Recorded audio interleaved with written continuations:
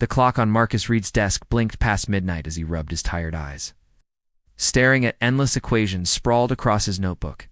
His dorm room at Clearwater University was a comfortable mess of star charts, textbooks, and half-empty coffee cups. The astronomy graduate program was demanding, but Marcus thrived on the challenge of unraveling cosmic mysteries. Tonight, however, his brain felt like mush.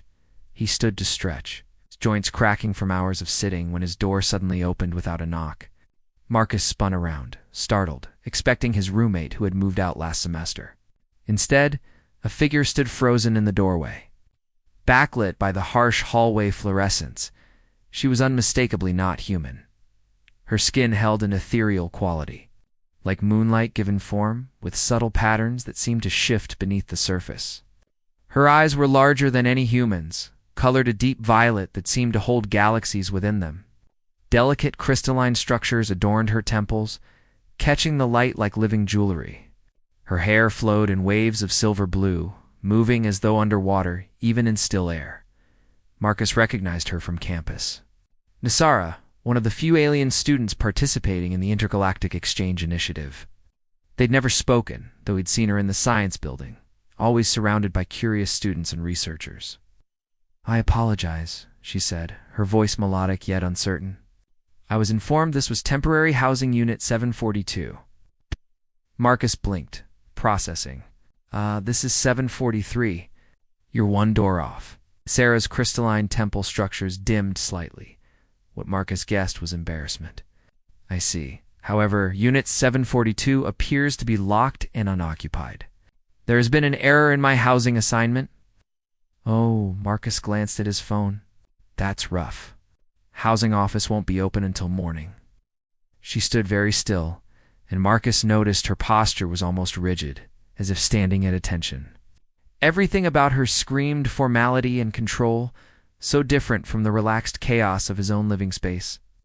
"Do you have somewhere else to stay?" he asked, already knowing the answer from her expression. "I do not." Marcus sighed, running a hand through his messy brown hair. He looked at his small dorm, the single bed, the cramped space that suddenly felt even smaller. Then he looked back at Nisara, who, despite her otherworldly appearance, seemed genuinely lost. "Okay, look. You can crash here tonight? I'll take the floor. You take the bed. We'll sort everything out in the morning." Nisara's eyes widened slightly. "That is not necessary. I can adapt to minimal accommodation." "It's fine," Marcus insisted, already pulling spare blankets from his closet. No one should sleep in a hallway, even alien exchange students. For the first time, Nisara's rigid posture softened ever so slightly. She stepped fully into the room, and Marcus noticed how she moved with an unusual grace, as if gravity affected her differently. She looked around his space with obvious fascination, her gaze lingering on his star charts, his vintage telescope by the window, his collection of science fiction novels stacked precariously on the desk. "You study the cosmos," she observed, picking up one of his notebooks carefully. "Yeah, astronomy graduate program. Kind of ironic, right? I study aliens from afar, and now one's standing in my dorm, discovering each other's world's morning light filtered through the thin curtains." And Marcus woke with a stiff neck from sleeping on the floor. He sat up slowly, his makeshift bed of blankets and couch cushions having done little to cushion the hard surface. Across the room, Nisara was already awake, sitting perfectly upright on his bed, watching him with those remarkable violet eyes. "Right. Good morning," she said formally. "I trust your rest was adequate despite the suboptimal sleeping arrangement." Marcus chuckled, stretching his sore muscles. "I've had worse." "How'd you sleep?" "I did not require sleep. My species enters a meditative state rather than full unconsciousness.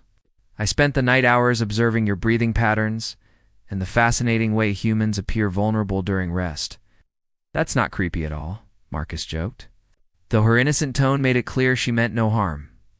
He offered her breakfast, pulling out instant oatmeal and some fruit from his mini-fridge. Nisara examined the food with scientific curiosity, asking detailed questions about human nutrition and eating habits. Marcus found himself laughing at her clinical approach to something as simple as a banana. "On your world, do you not eat?" he asked. "We consume nutrients, but not in this manner." Our intake is more efficient, more controlled. She paused, holding the banana uncertainly. This seems unnecessarily complicated. Here like this. Marcus peeled his own banana, taking a bite. Nisara mimicked him, and her expression shifted through several emotions as she tasted it. Her temple crystals flickered with different colors. The texture is unexpected. Soft, yet substantial. And the flavor has complexity I did not anticipate. Welcome to Earth food. It's one of our better features. As the morning progressed, Marcus found himself fascinated by Nisara's observations. She questioned everything from why he made his bed to the purpose of decorative items that served no functional purpose. When his phone played music accidentally, she froze completely. "What is that?" she asked, her voice holding something Marcus hadn't heard before. "Wonder? Music? You don't have music? We have tonal communication for information transfer, but nothing like this. It creates sensations I have no words for." Marcus pulled up his favorite playlist, watching as Nisara experienced music for the first time. Her entire demeanor changed. The rigid formality melted away as she closed her eyes, her body swaying almost imperceptibly. The crystalline structures at her temples glowed brighter, pulsing gently with the rhythm. "This is remarkable," she whispered. "It affects my neural pathways in ways I cannot control." "Is this normal?" "Yeah, that's kind of the point. Music makes you feel things." Nisara opened her eyes, looking at him with newfound curiosity. "Your species intentionally creates stimuli to generate uncontrolled emotional responses. We call it art, and yeah, we love it." She stepped closer to him, studying his face intently. "You are smiling. This music generates positive emotional responses for you." "It does. May I?" She raised her hand hesitantly toward his face. Marcus nodded, holding still as Nisara's cool fingers touched his cheek, tracing the curve of his smile. Her touch was gentle, exploratory, completely innocent, yet somehow intimate. Her skin felt smooth, but with a subtle texture, like the finest silk over firm crystal. By afternoon, Marcus had taken Nisara across campus, ignoring the stares and whispered comments from other students. She walked beside him, no longer rigid, but with growing confidence, asking endless questions about everything she saw. When they passed the fountain in the central quad, she stopped abruptly. "What is the purpose of water flowing upward only to fall again?" "No purpose. It's just beautiful." Nisara watched the fountain for a long moment, her expression thoughtful. "Beautiful. Your species places significant value on aesthetics without function." "Life's not just about function," Marcus said. "Sometimes things can just be nice to look at." She turned to him, her violet eyes searching his face. "Am I beautiful by human standards?" The question caught Marcus off guard. Yeah. You're striking." "Very different, but in a good way." "Striking," she repeated, testing the word. "This implies I generate strong visual responses." "You could say that." They continued walking until Marcus led her to the campus observatory, using his access card to enter the building after hours. The dome opened above them, revealing the afternoon sky beginning to shift toward evening. Nisara gasped, a very human sound, as she looked up. "I have not seen an open sky since arriving," she said softly. "Our housing units have controlled environments." "Why?" "My people prefer regulation. Unpredictability causes inefficiency." Marcus set up one of the smaller telescopes. "Sounds lonely." Nisara looked at him sharply. "Lonely. I do not understand this term in the context you use it. It's being isolated, disconnected from others, feeling like you're alone even when you're not." She was quiet for a long time, her fingers trailing along the telescope's edge. "On my world, we are always connected through neural networks. We share information constantly. Individual experience is less emphasized than collective knowledge, but here I am separate. The connection is severed, and I find myself experiencing sensations that have no designation in my language." "Like what?" "Yearning, curiosity beyond academic interest, the desire for physical proximity to another being." She turned to face him fully, her bioluminescent markings glowing brighter in the dimming light. Specifically, proximity to you. Marcus's heart hammered in his chest. Nisara, is this inappropriate? She asked, stepping closer. I have observed human social protocols are complex regarding interpersonal connection. No, it's not inappropriate. I feel it too. Her hand reached out, trembling slightly, touching the place over his heart. Your cardiovascular rhythm has accelerated. Mine as well. Is this fear? No, Marcus said softly, covering her hand with his. It's something else. The space between them seemed to vibrate with possibility. Nisira's markings pulsed with light, creating patterns across her skin that Marcus found mesmerizing. He raised his other hand, gently tracing one of the luminescent lines along her collarbone. She shivered at his touch, her eyes closing briefly. On my world, physical contact is minimal, clinical. This is neither of those things. The risk of connection 3 days passed like a dream. Marcus and Nisara fell into an easy rhythm, sharing his dorm space while housing worked on her reassignment. But it was more than just sharing space.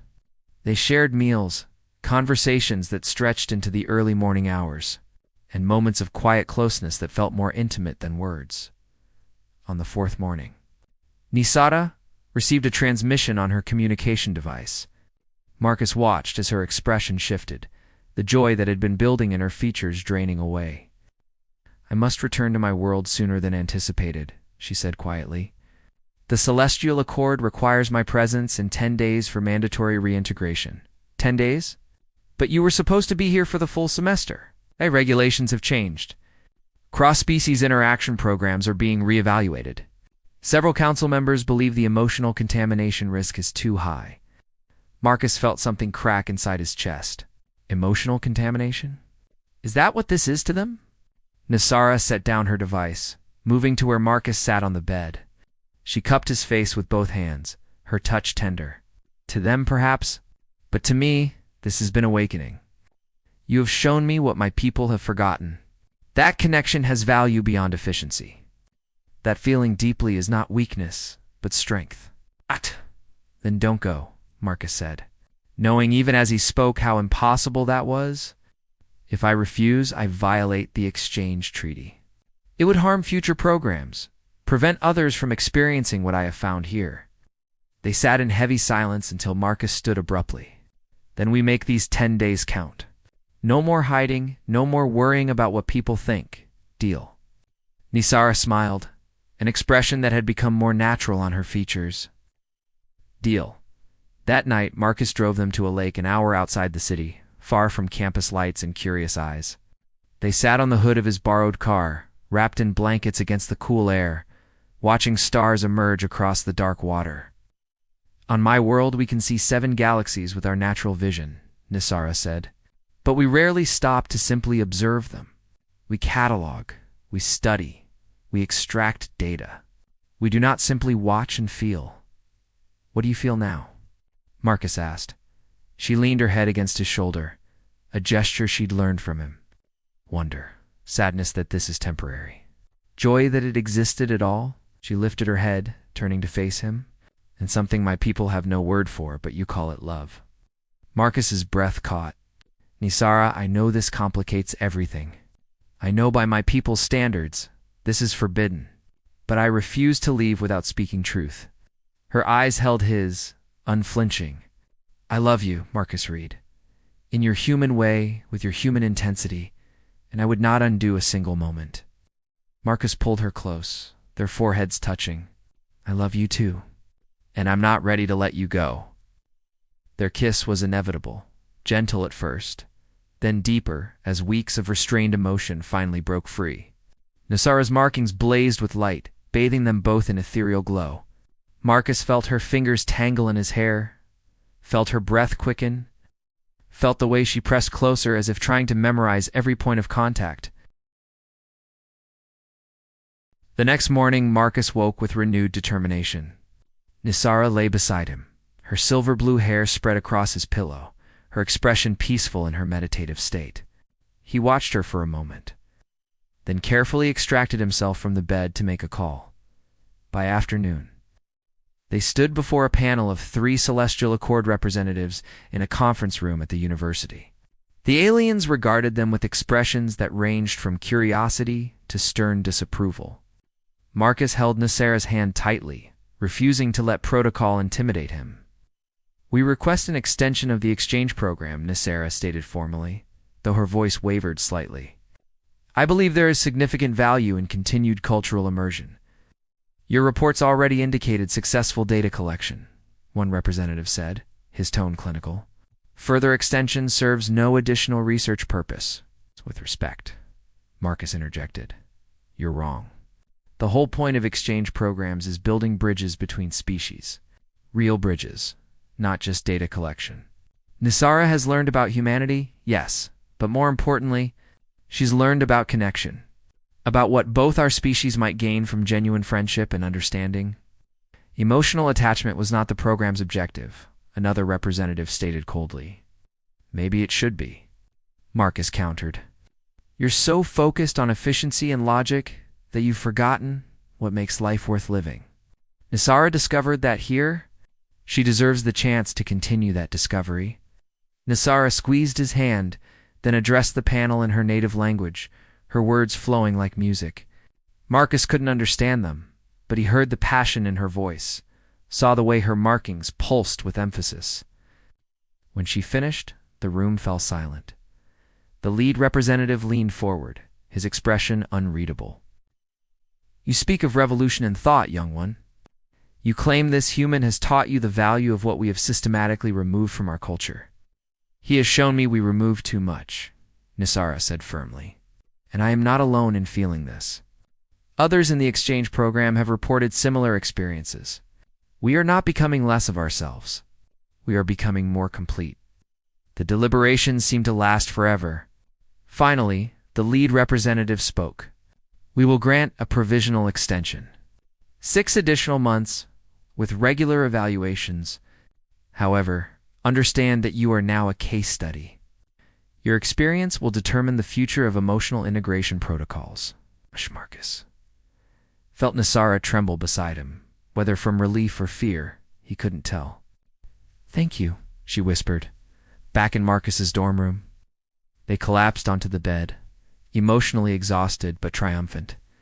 Nicera turned into Marcus's arms, her face buried against his chest.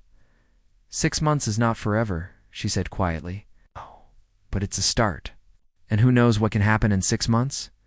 Maybe you'll decide Earth isn't so bad. Maybe your people will realize that emotions aren't weakness. Maybe we'll figure out a way to make this permanent." She lifted her head, her violet eyes shimmering.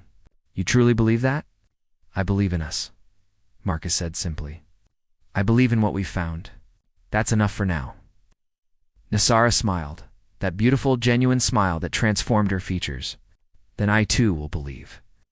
As evening descended, they lay together, talking about possibilities and dreams. About the future they would fight for together. Through the window, stars began to emerge, connecting their 2 worlds across vast distances. But in that moment, those distances felt infinitely smaller than the connection they shared. Marcus traced the bioluminescent patterns on Nicera's arm, marveling at how they responded to his touch, glowing brighter where his fingers traveled. She sighed contentedly, her body relaxed in a way that would have been impossible weeks ago. "What happens now?" she asked softly. "Now we live," Marcus said.